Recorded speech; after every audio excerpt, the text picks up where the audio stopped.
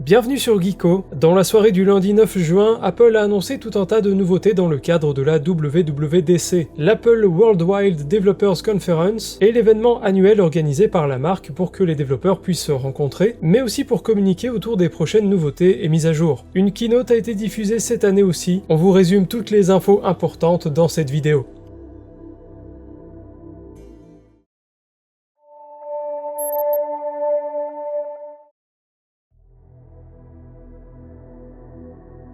Comme chaque année, la toute nouvelle version d'iOS va amener pas mal de nouveautés. Cette fois, elle va d'ailleurs changer de nom, puisque ce sera iOS 26, au lieu de suivre la numérotation habituelle. Le grand chamboulement de cette itération, ce sera une véritable refonte visuelle, ce qui n'était pas arrivé depuis pas mal d'années. Baptisée Liquid Glass, cette nouvelle interface va amener un design plus adaptatif, et aussi très translucide. La majorité des éléments graphiques seront à moitié transparents, et ce, sur toutes les applications de la marque. Ce sera pareil sur l'écran de verrouillage, où les notifications seront transparentes et où la taille et la forme de l'heure affichée s'adaptera en fonction de votre fond d'écran. La mise à jour proposera également un style tout en transparence qui pousse le concept plus loin et qui rendra les interfaces encore plus discrètes. Ce design Liquid Glass, il va s'appliquer à tout l'écosystème Apple, ce qui permettra d'avoir une meilleure cohérence entre les appareils. Le passage à la version 26 de WatchOS, tvOS, macOS, visionOS et iPadOS vont tous adopter cette nouvelle interface plus transparente et naturelle qui mettra en avant les contenus et qui est aussi inspiré de ce que peut faire le casque Vision Pro. CarPlay va aussi fonctionner avec ce nouveau design et aura par ailleurs droit à des widgets et les Live Activities.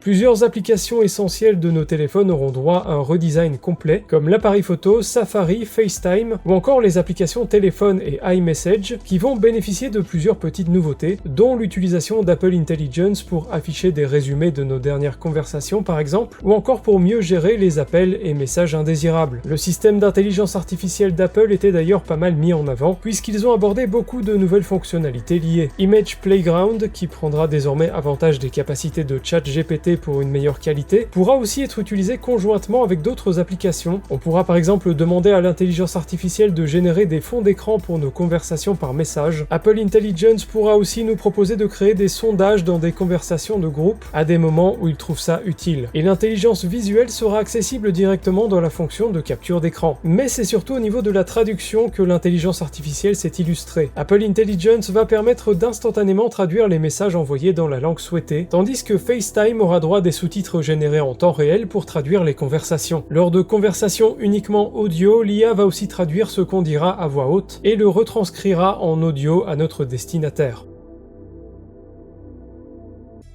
macOS va avoir droit à beaucoup des nouveautés de iOS dont on a déjà parlé, ainsi que de nouvelles options pour personnaliser nos dossiers et notre bureau, mais aussi des améliorations pour la fonction Spotlight. De son côté, iPadOS se rapproche encore plus de macOS en adoptant plusieurs fonctionnalités des ordinateurs. La lecture de musique sur les différents appareils sera aussi améliorée, notamment grâce à Automix, une nouvelle fonctionnalité qui va agir comme un DJ en créant des transitions entre les morceaux. tvOS aura droit à un mode karaoké, tandis que les montres connectées du constructeurs n'auront pas beaucoup de nouveautés non plus. On peut citer l'arrivée d'un Workout Buddy, une interface qui vous suggère des exercices sportifs selon différentes données, mais aussi la possibilité de réaliser un petit geste avec le poignet pour utiliser la montre sans toucher l'écran. Du côté de visionOS, Apple a montré des nouveautés portées vers le monde de l'entreprise, des améliorations des personas et l'utilisation de widgets intégrables dans l'environnement. Apple va aussi proposer des nouveautés intéressantes pour le gaming, puisque la marque prépare une nouvelle application pour accompagner nos sessions de jeu. L'app Games va afficher notre bibliothèque, nous recommander des jeux Apple Arcade et nous permettre d'accéder à une interface pour consulter nos succès, interagir avec nos amis et même pouvoir se lancer des défis. Sur Mac, on aura aussi droit à un overlay plus pratique en plein jeu. Si pas mal de ces nouveautés existent déjà chez d'autres constructeurs et sur d'autres applications, il reste tout de même à voir si Apple saura les implémenter de manière efficace dans ses systèmes d'exploitation. Il faudra tout de même patienter un petit peu avant de pouvoir tester et vérifier tout ça. Toutes ces nouveautés seront disponibles officiellement à tout le monde à partir de l'automne prochain, mais les personnes ayant accès aux bêta développeurs peuvent d'ores et déjà y accéder, tandis que la bêta publique sera lancée en juillet.